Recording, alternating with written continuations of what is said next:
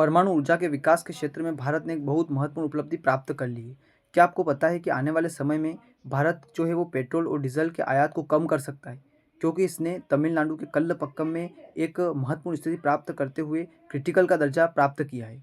तो समझते हैं कि ये क्रिटिकल का दर्जा क्या है और ये उपलब्धि क्या है? तो सबसे पहले समझते हैं क्रिटिकल स्थिति क्या है, जिसे हम क्रिटिकलिटी कहते हैं। परमाणु ऊर्जा की भाषा में क्रिटिकल होने का अर्थ वह अवस्था है जब रिएक्टर के भीतर सस्टेन न्यूक्लियर चेन रिएक्शन शुरू हो जाती है। सरल शब्दों में इसका मतलब होता है कि रिएक्टर अब बिजली उत्पादन के लिए स्थिर रूप से तैयार है और खुद से ऊर्जा उत्पन्न करने में सक्षम हो गया है। इसके बाद हम जानते हैं कि पीएफबीआर क्यों महत्वपूर्ण है। 3 चरणों वाले परमाणु कार्यक्रम का दूसरा चरण। भारत के परमाणु ऊर्जा कार्यक्रम डॉक्टर होमी जहांगीर भाभा द्वारा तैयार के 3 चरण है। पीएफबीआर उसमें दूसरे चरण स्टेज सेकंड की शुरुआत है। यह भविष्य के तीसरे चरण थोरियम आधारित रिएक्टर जो भारत के लिए बहुत महत्वपूर्ण है, क्योंकि भारत के पास दुनिया का चौथा ही थोरियम है, के लिए रास्ता खोलेगा। दूसरा, बिडर तकनीक।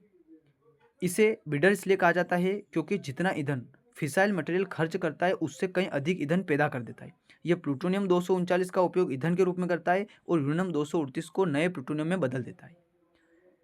भारत के पास दुनिया का सबसे बड़ा थोरियम भंडार है। पीएफबीआर के सफल होने से हम अंततः थोरियम का उपयोग करके बिजली बना लेंगे, जिससे भारत ऊर्जा के क्षेत्र में आत्मनिर्भरता की स्थिति में आ जाएगा। चौथा, स्वदेशी तकनीक। पीएफबीआर को पूरी तरह से भारत ने डिजाइन किया है और विकसित किया है, इंदिरा गांधी परमाणु अनुसंधान केंद्र आईजीसीएआर द्वारा।